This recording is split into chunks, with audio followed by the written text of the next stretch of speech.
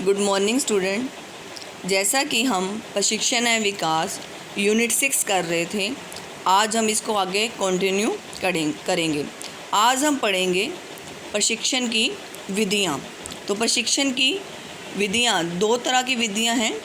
अलग अलग लेवल्स पर एम्प्लॉय को प्रेरित करने के लिए हम अलग अलग विधियों का प्रयोग करते हैं, लेकिन प्रशिक्षण की दो मुख्य विधियाँ निम्नलिखित हैं: कार्य पर प्रशिक्षण और कार्य से परे प्रशिक्षण। कार्य पर प्रशिक्षण मतलब उस एम्प्लॉय को जॉब में डाल दिया जाता है, वो काम करते करते सीखता है। और कार्य से परे प्रशिक्षण में क्या होता है, उसे जॉब से हटाकर कहीं और ले जाकर ट्रेनिंग दी जाती है। तो आज हम सिर्फ करेंगे कार्य पर प्रशिक्षण। तो कार्य पर प्रशिक्षण क्या होता है? इसमें प्रशिक्षार्थी ट्रेनिंग काम करते करते समय अनुभवी कर्मचारी या विशेष पर्यवेक्षक के अधीन काम को सीखते हैं और साथ साथ उत्पादन भी करते हैं। इसे लर्न बाय डूइंग भी करते हैं। काम करते करते ही ट्रेनिंग हो जाती है उनकी। हो सकता है प्रशिक्षार्थी को एक मशीन या वर्कशॉप या प्रयोगशाला में किसी विशेष कार्य को करने के लिए कहा जाए। ये ट्रेनिंग स्किल जॉब के लिए इम्पोर्टेंट होती है। जैसे आप देखोगे टेलरिंग करने के लिए उसमें क्या होता है, एक अनुभवी कर्मचारी के साथ या पर्यवेक्षक के साथ एम्प्लॉय को काम करना पड़ता है। वो उसको ऑब्ज़र्व कर करके सीख जाता है।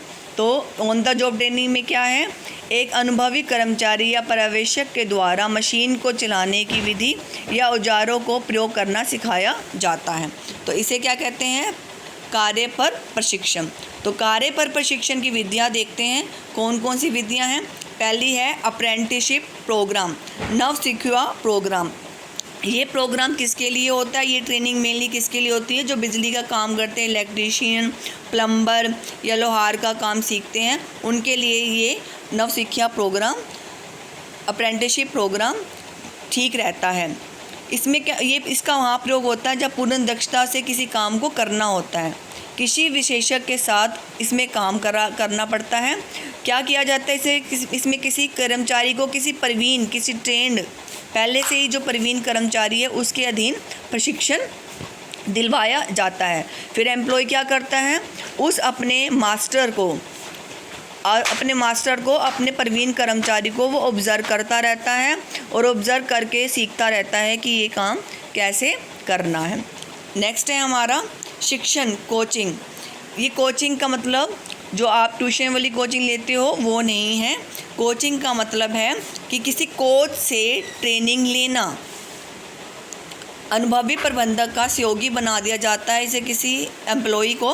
फिर वो एम्प्लॉय क्या करता है, वो ट्रेनिंग क्या करता है, उस अनुभवी प्रबंधक जिसे कोच कहा जाएगा उसके काम को देखते देखते ही समझता है। जब आप एक सुपरिटेंडेंट के अंदर काम करते हो या उसको हायर करते हो, ठीक है, तो फिर वो कोच होता है, वो आपको काम करना सिखाता है। उसमें आपको सहयोगी बना दिया गया आपको उस कोच का या उस अनुभवी प्रबंधक का, ठीक है। उसमें अभी आप क्या करोगे, कोच के काम को देखते देखते ही समझ लोगे। फिर जब आप समझ लोगे काम को तो फिर आपको मैनेजर क्या करेगा, पहले सिंपल कार्य सौंपेगा, उसके बाद आपकी जो प्रॉब्लम आएगी उसको सोल्व करेगा, उसके बाद आपको जटिल काम सौंपेगा। नेक्स्ट है आपका संयुक्त प्रशिक्षण, इंटर्नशिप ट्रेनिंग। इसमें क्या होता है, बिजनेस इंस्टीट्यूट और बिजनेस व्यवसायिक संस्थाएं और टेक्निकल या एजुकेशनल इंस्टीट्यूट साथ में क्या कर लेते हैं, टाई अप कर लेते हैं। वो मिलकर अपने सदस्यों को प्रशिक्षण प्रदान करते हैं।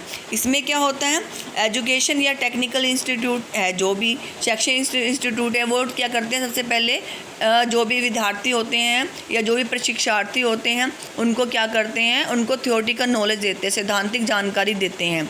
उसके बाद फिर वो क्या करते हैं, अपने स्टूडेंट को उस इंस्टीट्यूट में, बिजनेस इंस्टीट्यूट में भेज देते हैं जिनसे उनका टाई अप होता है। बिजनेस इंस्टीट्यूट में वो स्टूडेंट जिनको पहले से थ्योरेटिकल नॉलेज है उस काम को प्रैक्टिकल करना सीख जाते हैं। लेकिन कई बार क्या होता है, जो कर्मचारी हैं, बिजनेस इंस्टीट्यूट के कर्मचारी हैं, वो भी क्या करते हैं, नई थ्योरेटिकल नॉलेज के लिए भी क्या करते हैं, अपने कर्मचारियों को, अपने एम्प्लॉइज़ को एजुकेशन इंस्टीट्यूट में भेज देते हैं। इस प्रकार क्या होती है, दोनों एक दूसरे की हेल्प करते हैं। नेक्स्ट है आपका पद बदली, रोटेशन। ये आपको पहले भी पता होगा, आपने भर्ती में किया हुआ। इसमें क्या होता है, एक विभाग से दूसरे विभाग में कर्मचारी को ट्रांसफ़र कर दिया जाता है। जब एक कर्मचारी को एक विभाग का काम आ जाता है तो उसको दूसरे विभाग के काम को सीखने के लिए दूसरे विभाग में ट्रांसफ़र कर दिया जाता है। जैसे वो एक कर्मचारी उत्पादन प्रोडक्शन डिपार्टमेंट में काम करता है, उसको मार्केटिंग के बारे में जानकारी देनी है तो उसे कहाँ ट्रांसफ़र कर दिया जाएगा, मार्केटिंग डिपार्टमेंट में ट्रांसफ़र कर दिया जाएगा।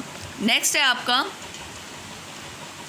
आरंभिक प्रशिक्षण, इंडक्शन ट्रेनिंग। इंडक्शन ट्रेनिंग क्या होती है, जब एक न्यू एम्प्लॉय किसी ऑर्गेनाइजेशन को ज्वाइन करता है तो उस ऑर्गेनाइजेशन की हिस्ट्री, उसके इतिहास के बारे में, उसके रूल्स रेगुलेशन, उद्देश्यों के बारे में उसे नहीं पता होता, तो वहाँ पर उसको कंपनी की या ऑर्गेनाइजेशन की हिस्ट्री, उनके रूल्स रेगुलेशन, काम का तरीका या कंपनी के उद्देश्य या ऑर्गेनाइजेशन के उद्देश्य, सबके बारे में परिचित कराया जाता है और उनको ऑर्गेनाइजेशन के मैनेजर्स, एम्प्लॉइज़ आदि के साथ भी मिलवाया जाता है। ये ट्रेनिंग 1 से 5 दिन तक या 15 दिन तक भी हो सकती है। तो ये आपके क्या थे, मेथड थे। प्रशिक्षण की मुख्य विधियाँ कौन सी थी, कार्य पर प्रशिक्षण, ऑन द जॉब ट्रेनिंग। अब इसका मूल्यांकन कर लेते हैं। लाभ में क्या है, ये प्रशिक्षण जो हम ट्रेनिंग देते हैं सस्ता रूप है, क्योंकि इसमें हमने एम्प्लॉय को कहीं नहीं भेजा तो उसकी कोई भी यात्रा कोस्ट नहीं हुई, ट्रैवल कोस्ट नहीं हुई है, ठीक है। लेकिन इसकी हानियाँ भी हैं। हानियाँ क्या हैं कि ज़्यादातर हम क्या करते हैं, जो प्रशिक्षण देते हैं वो किसी और कर्मचारी के द्वारा दिया जाता है। तो अगर वो कर्मचारी, जिसके अनुभवी कर्मचारी जिसके अंडर हम ट्रेनिंग ले रहे हैं, अगर वो हमें सिखाने के लिए या अच्छी तरह से सिखाता नहीं है, आधी अधूरी जानकारी देता है, तो ये उसका क्या है, दोष है। Thank you very much.